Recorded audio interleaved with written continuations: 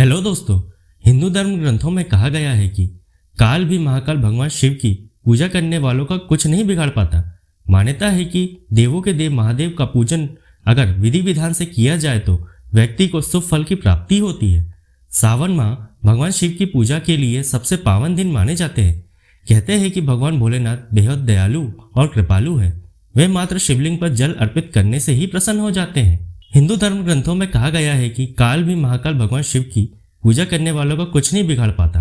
भगवान शिव की पूजा करने से व्यक्ति को जीवन में हर सुख मिलता है जिसकी वह कामना करता है।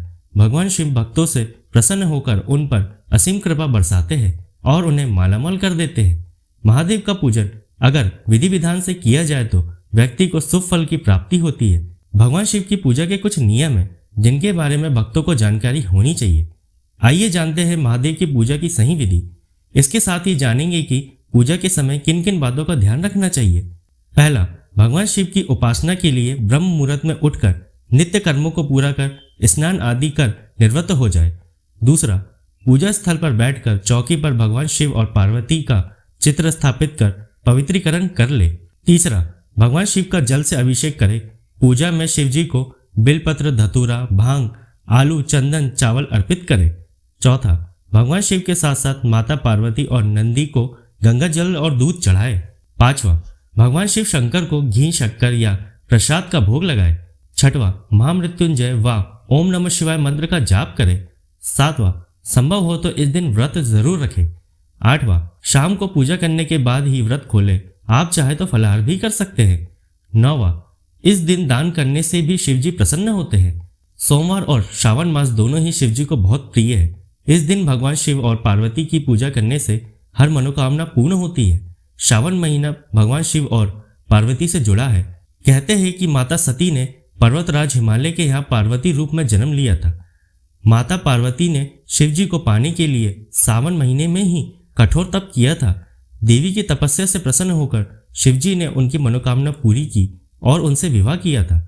श्रावण में ही भोलेनाथ ने पत्नी के रूप में देवी पार्वती को प्राप्त किया था। इसी वजह से शिवजी को यह माह विशेष प्रिय माना जाता है।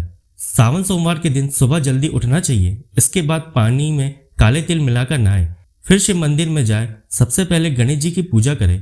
इसके बाद बिलपत्र और मदार के फूल शिवलिंग पर चढ़ाए और इसके बाद जनेऊ अर्पित करें। शिवलिंग का श्रृंगार करें। इसके बाद धूप दीप जलाकर आरती करें।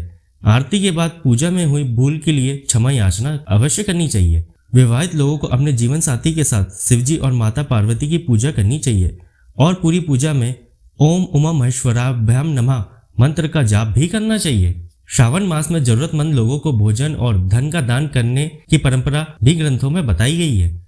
इस दिन छाता, कपड़े, जूते, चप्पल भी दान कर सकते हैं। इस पर्व पर किसी नदी व तालाब में आटे की गोलियां मछली को खिलाना चाहिए।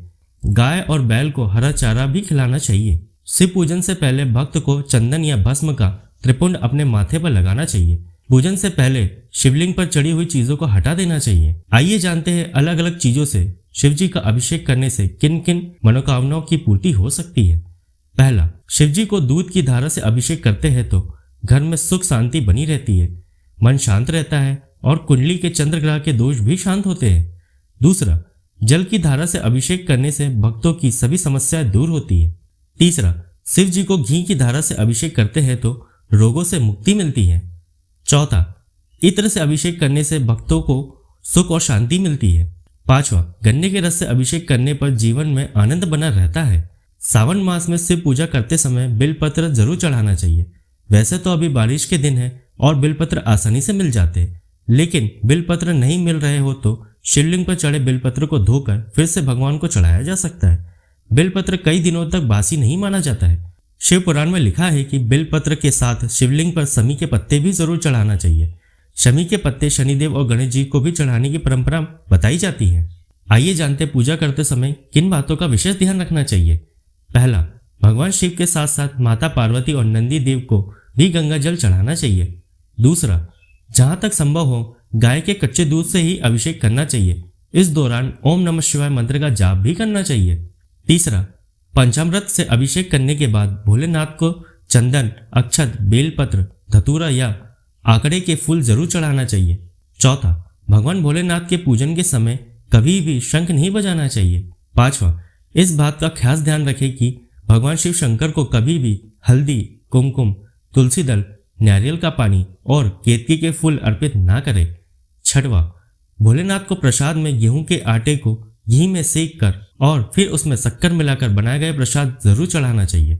7वां, शिवलिंग की परिक्रमा करते समय यह ध्यान रखें कि शिवलिंग की परिक्रमा हमेशा बाएं ओर से आरंभ करके जलधारी तक जाकर विपरीत दिशा में लौटकर दूसरी ओर से फिर से परिक्रमा पूर्ण करनी चाहिए। परिक्रमा करते समय जल स्थान या जलधारी को लांघना वर्जित माना जाता है।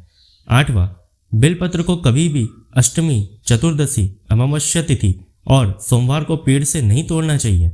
9वां, मान्यता है कि महामृत्युंजय मंत्र का 108 बार जाप करने से भगवान शिव की विशेष कृपा प्राप्त होती है। यही थी भगवान शिव की पूजन से जुड़ी हुई कुछ जानकारी। अगर आपको मेरी यह जानकारी अच्छी लगी हो तो मेरे इस चैनल जिज्ञासा को लाइक करें व सब्सक्राइब करें और बेल आइकन को प्रेस करना ना भूलें, जिससे कि आपको ऐसी ही जानकारी आगे भी मिलती रहे।